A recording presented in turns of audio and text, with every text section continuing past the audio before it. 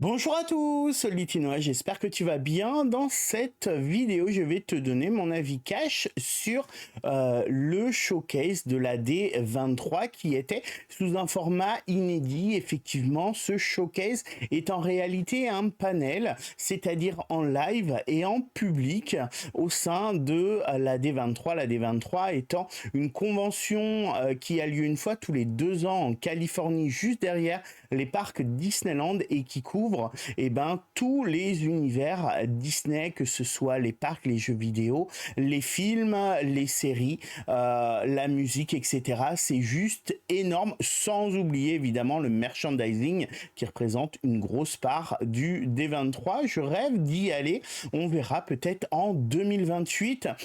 Pour le coup, la D23 vient juste de se finir, c'était vendredi, samedi et dimanche, et le panel de Disney Dreamlight Valley a été un des tout premiers.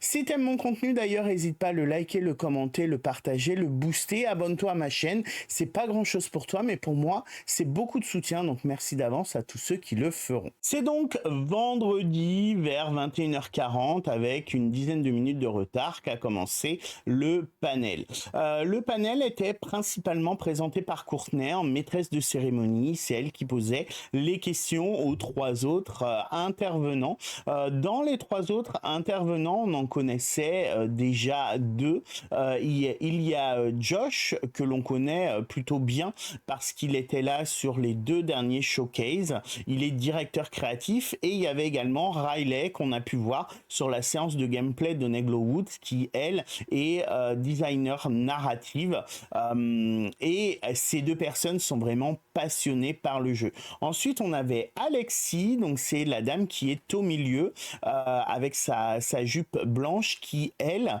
est une productrice de jeux vidéo, donc elle paye en fait, mais elle n'est pas dans la création.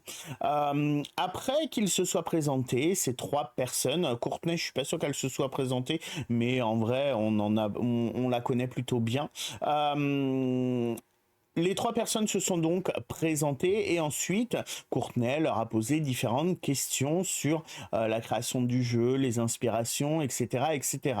Déjà, ce que je peux dire, c'est que ce que disait la productrice n'était pas forcément très intéressant, ni même très cohérent. On sentait qu'elle lisait ce qu'elle disait, tu sentais pas du tout de passion. Alors que dans les deux autres, franchement, tu les voyais vraiment passionnés par ce qu'ils ont pu faire, par le fait de pouvoir créer des choses qui leur tiennent vraiment à cœur, qui datent de leur enfance, etc.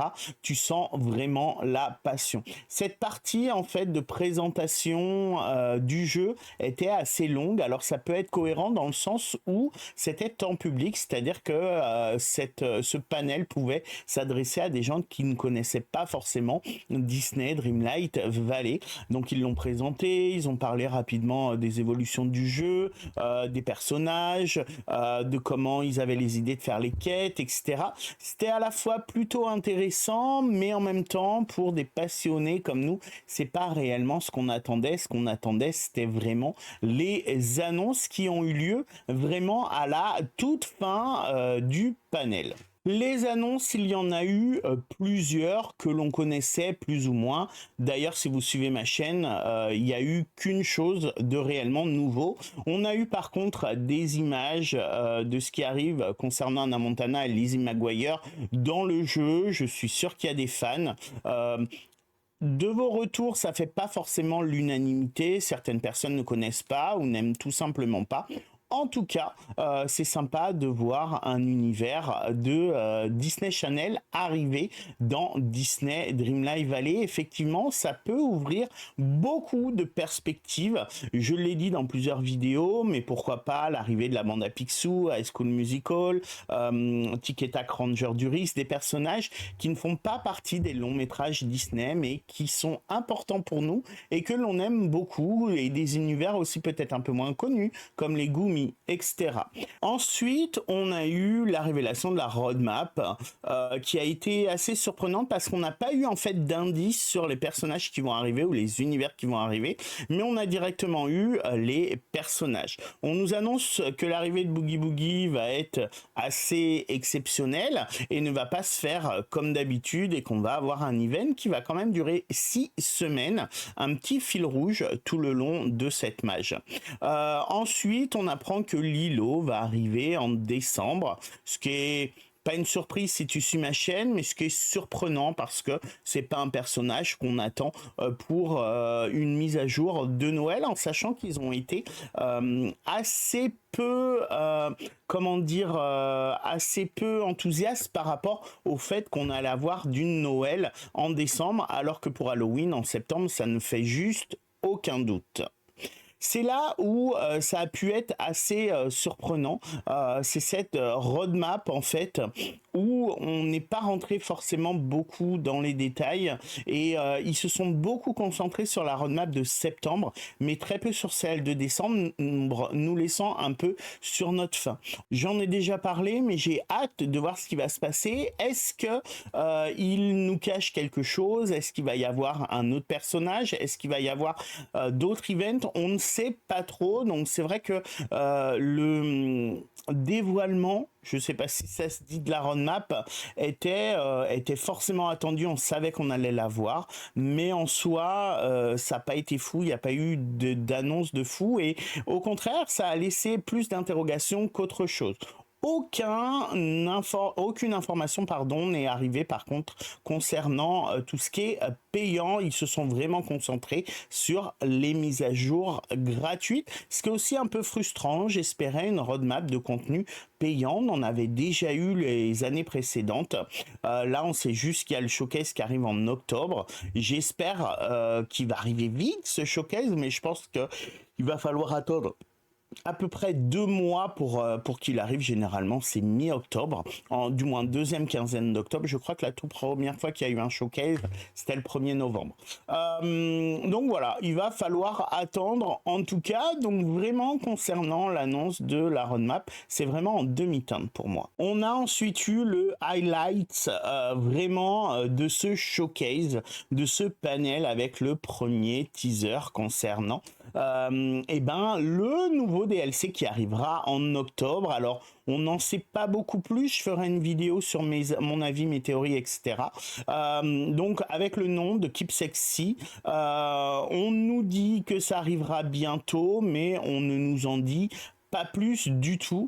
On a la révélation d'un personnage avec Jack Sparrow, comme tu le vois ici, son ombre. Alors ce qui est marrant, c'est que la deuxième partie en fait du trailer faisait vraiment scène post-générique. Alors est-ce que c'est réellement une scène post-générique qu'ils ont finalement abandonnée et qu'ils n'ont pas mis dans du contenu? Mais en tout cas, c'est assez inattendu et pour moi, c'est vraiment le truc le plus sympa qu'il y a eu en révélation au niveau de ce panel, de ce showcase, même si tout ce qu'on voit dans ce trailer est vraiment à prendre avec des pincettes. On a pu voir certaines choses dans les trailers précédents, notamment Wish Blossom Ranch, où on voyait notre personnage voler sur Pégase, chose qui n'est jamais arrivée dans le jeu. Comme je te le disais, je sortirai une vidéo plus complète sur mes théories et mes interrogations par rapport à The Keep Sexy, mais voilà, en tous les cas, ces 40 secondes d'image étaient juste complètement inattendues. Je m'attendais pas à avoir des informations concernant le DLC, donc ça a été vraiment la bonne surprise. Ils ont fini le panel avec un cadeau, pareil, je savais ce qui allait arriver, j'en avais parlé rapidement sur ma chaîne. Le cadeau est juste génial, franchement je suis fan. La veste qui brille dans le noir, qui fait très Fantasia, je trouve, j'adore. Je ne sais pas combien de temps ça va être disponible, mais n'hésite pas à la récupérer dès maintenant. Elle est vraiment super, même si dans les faits elle est quasiment identique à celle qu'on avait eue lors d'une précédente voie des étoiles, mais tout simplement recolorée. Sinon pour moi c'est exactement la même.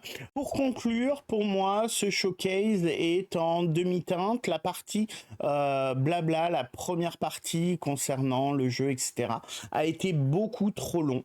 La partie annonce bande-annonce a été très intéressante, mais très dense. Effectivement, en quelques minutes, on a eu droit à 2 bandes annonces, la roadmap et le cadeau, ce qui est plutôt très très court. C'est ce qu'on attendait tous, en fait, les annonces, et elles sont arrivées vraiment à la toute fin. On a eu l'impression à la fin que ça se finissait un peu en eau de boudin, c'est-à-dire que voilà, la fin était assez rapide. J'ai trouvé le format assez original, mais je préfère les showcases classiques, préparés à l'avance, etc. C'est plus sympa, je trouve, même si j'aurais aimé aussi un côté un peu interactif avec le public. Il n'y en a absolument pas eu, à part le concours. Il faut savoir également que les gens qui étaient dans la salle sont tous repartis avec un pins de Disney Dreamlight Valley, ce qui est plutôt très cool. J'aurais adoré en avoir un. Ce showcase, pour moi, vraiment en demi-teinte. La productrice qui était là, je pense que le showcase aurait gagné en valeur si jamais elle n'avait pas été là. Je trouve que ce qu'elle disait n'était pas forcément pertinent. Tu sentais qu'elle n'était pas passionnée par le jeu et par ce qu'elle faisait, en fait, alors que les 2 autres créateurs à côté, eux, des vrais passionnés. Donc voilà, sans elle, ça aurait été encore mieux. Ils auraient pu ramener quelqu'un d'autre, des développeurs, mais bon, c'est comme ça. En tout cas, je suis quand même content qu'il y ait eu ce panel cet été. Ça fait avancer un peu les choses, et puis ça anime le jeu en nous donnant des infos que l'on n'avait pas encore, et ça, c'est cool. Dis-moi toi ce que tu en penses en commentaire, ça m'intéresse vraiment. Est-ce qu'il y a que moi qui l'ai trouvé un peu à la fois long et rapide à la fin? Ce sera le mot de la fin. Merci beaucoup d'avoir regardé la vidéo, je te dis à bientôt, bye.